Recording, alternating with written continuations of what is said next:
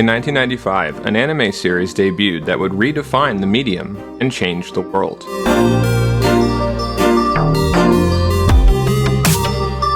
That series was Hideaki Anno's Neon Genesis Evangelion. In this brief video essay, we'll dive into the series and its subsequent cinematic reconstruction, exploring both what EVA is, how it came to be, where it's going, and, last of all, what a self-professed non-expert in either Evangelion specifically or anime in general like me makes of it.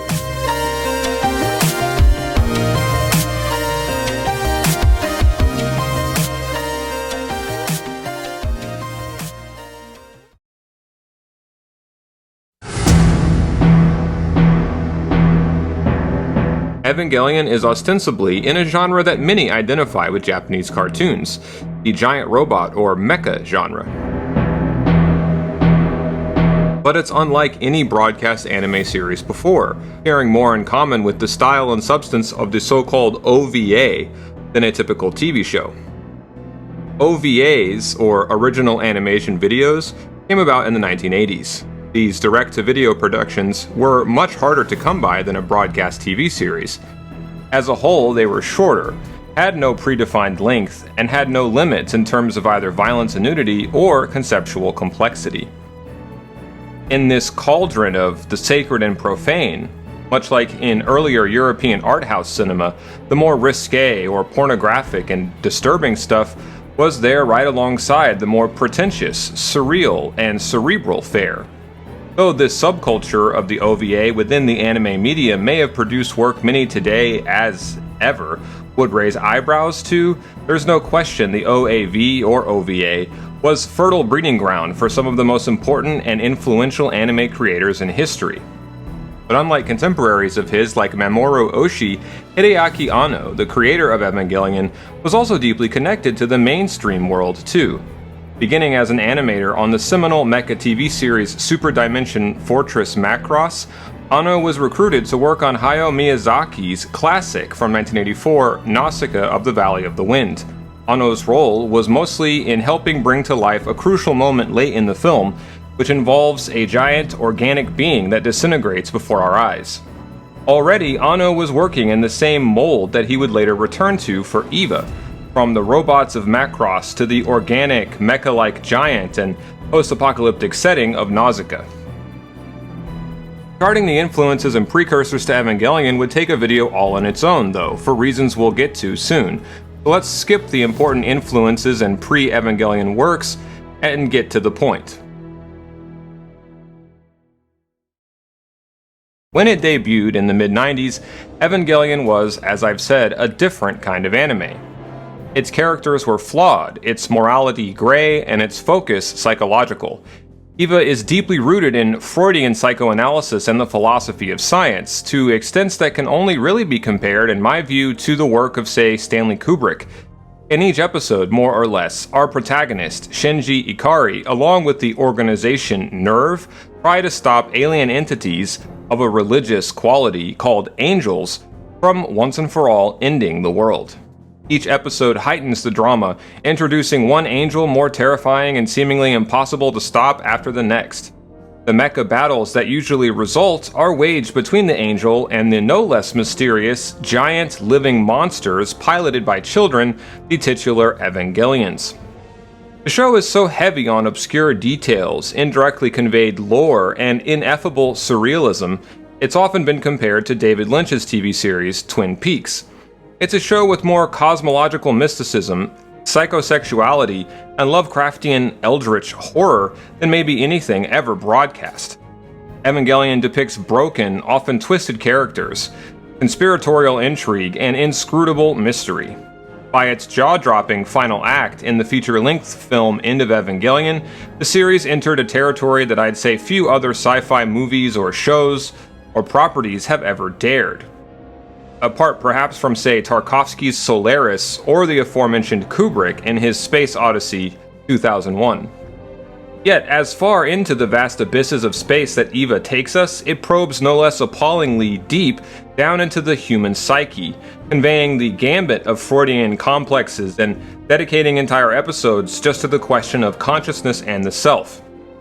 It's for all these reasons Evangelion remains immensely popular as well as provocative.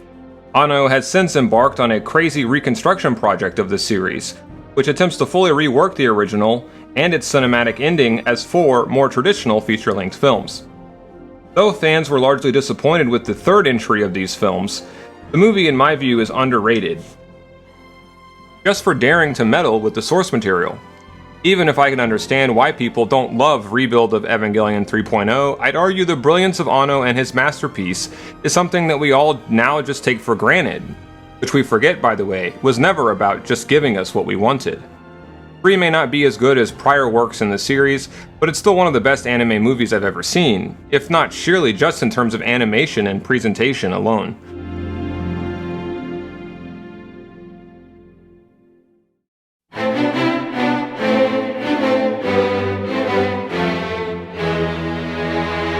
Perhaps what makes Evangelion so quintessential is how it is in fact the ideal combination of its own influences.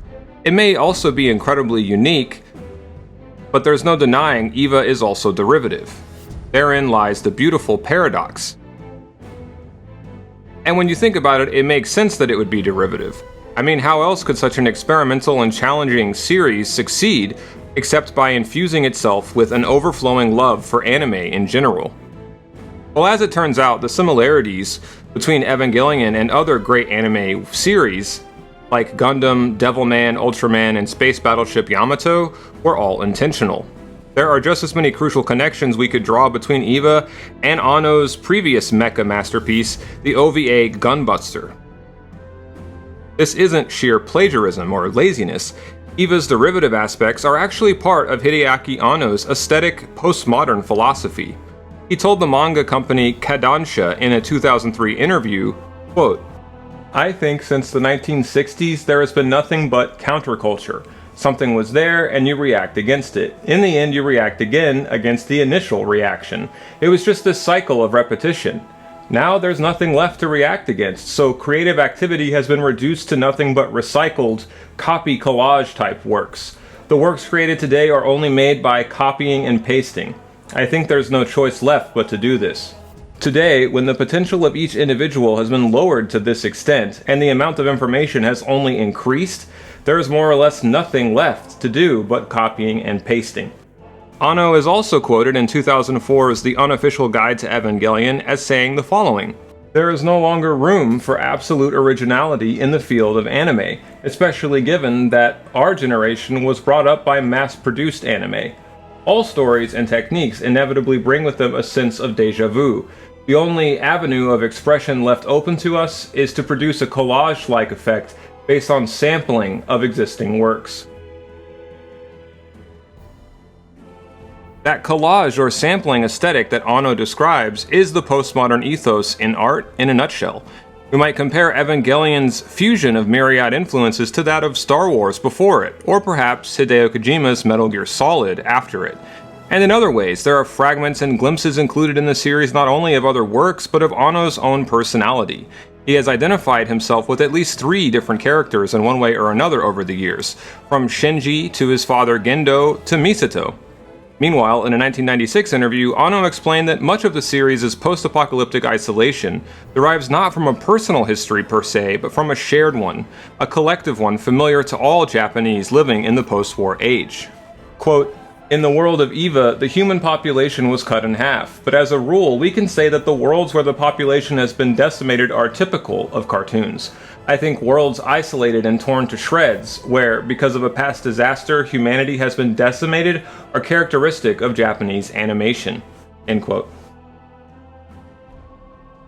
In a different interview, Anno also went on to explain that the post-apocalyptic settings that he's often attracted to reflect his upbringing in the nuclear age.